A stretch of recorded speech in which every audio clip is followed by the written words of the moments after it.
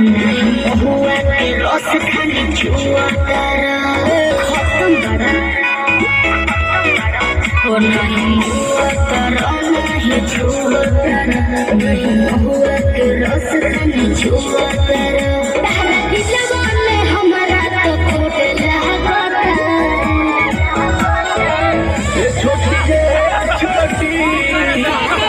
छोटी से चोट छोटी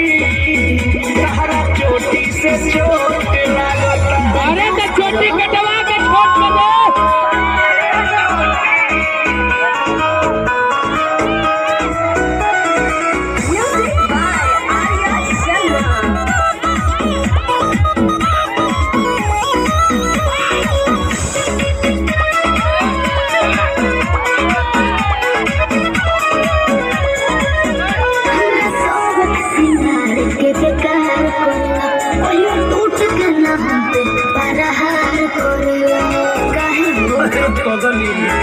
गोरी सटलाया खटला से गल गईनी तोहर देखी सूरतिया फिसल गईनी अब तो कमर के नीचे भी उतला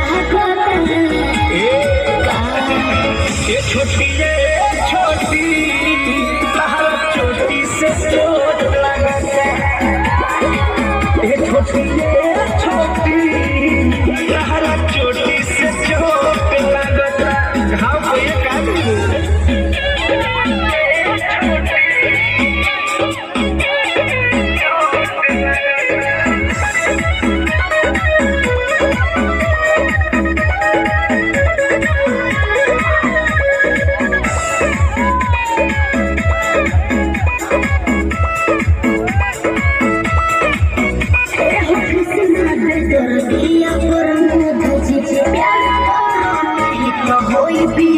अरे वाह क्या वाह ओहो